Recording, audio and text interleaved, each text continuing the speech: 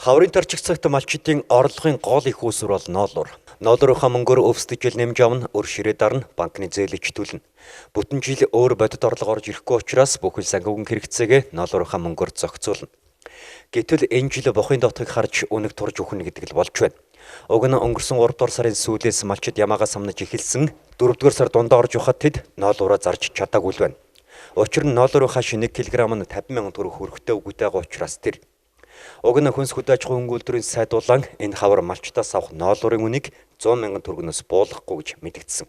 Юуны өмнө малчид маань ноолуураа борлуулах гэж яарах хэрэггүй байна. Эхний гарааны худалдан авалтын үнийг бид 100,000 төгрөгөөр тогтооно. Цаашдаа чанартай ноолуур бэлдээд эцсийн бүтээгдэхүүн болж зах зээлд борлуулад олсон орлогоос малчдад ноолуурын урамшуулал олгох ийм механизмыг бий болгоё гэж зорж байна.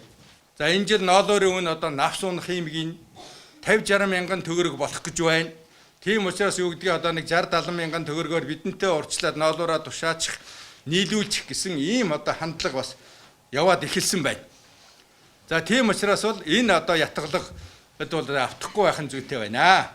Харамсалтай салбарын сайдын энэ мэдээлэл хийх болсон амлалт төдий байж биелэл олохгүй байсаар малчдаж ноолуураа үн хөрхийг хүлээн хадгалсаар байна.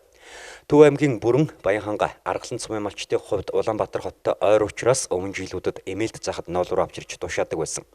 Өөрөөр хэлбэл зах зээлийн хамгийн өндөр ханшаар тушаадаг байсан гэсэн үг. Гэтэл энэ хавар эмээлт захад ноолуурын ханш 50,000 төгрөг нэмэгдээд 55,000 төгрөг хүрч байгаад тэд бухимдалтай байна. Энэ жил болохоор засгийн газар чинь болохоор 100 өгнө. Юу ч болохгүй гэж байна шүү дээ. Би одоо засгийн газар төр засагтал найдаад самнаад байж гин өгөөгүй л байж гин. Одоо өнөхөдөл засгийн газар харж байгаа тэгэл нэг ченж тавьж өгнө шүү дээ. Тийм үү? Энэ чинь миний хөрөнгө боловсруулалтж юм л байхгүй юу? Одоо нэг үеийн нэг цалингаад авч байгаа юм шиг болно шүү дээ. Тэргүүрж малынхаа тэжээлийг аван тарай бортогоо авна. Хөнгөнд амандаа хөрөх юм бавз. 100 өгөөрэ байж уурал гэсэн шүү дээ. Манай нэг 70-80 ямаа. За ер нь нэг 20 гаруй килнэ болов. Нэг ямаа тушаагаа.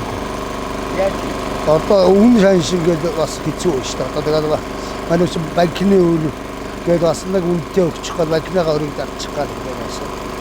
Тэгээд жиг юмс аваад одоо тэгээд улаан сайдуулах дээр 100,000 бол надад гэх юм. Надад 90 төгжсэн. Ямаа нэг хэрцүүг юм санана.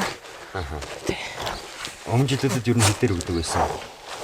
Нодлож одоо сайн л байсан шүү дээ 130 төгжсэн. Энэ жил одоо тэгээд 50-аар л эхэлж шүү дээ. Тэгээд болохгүй одоо 50,000 тал өгөх багтд. Өнгөрсөн жил манай улс нийт бэлтгэсэн ноолуурынхаа 25 орчим хувийг дотооддон боловсруулж бүтээгдэхүүн болгосон бол 10% самсан ноолуур байдлаар 65% анх шатны тордолт хийсэн байдлаар экспортлсон. Харин энэ хавар засгийн газраас хөгжлийн банкар дамжуулан 300 тэрбум төгрөгийн хөнгөлөлтэй зээлийг дотоодын үйлдвэрүүдэд олгосноор дотооддон боловсруулах ноолуурын хэмжээ нэмэгдэж улмаар үнийг 100,000 төгрөгт хүргэнэ гэж тооцоолсон.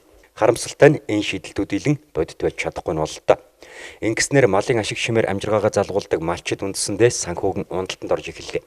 Арьс ширн боодол бохи авч чадхааргүй үнэтэй болсон одоо ноолуур нь өмнөх жилүүдийн тал унаж хүрэхгүй болчихлоо. Ийм үед бид хөдөө аж ахуйн салбарын хөгжлийн тухай яриад ч нэмэргүй болж байна.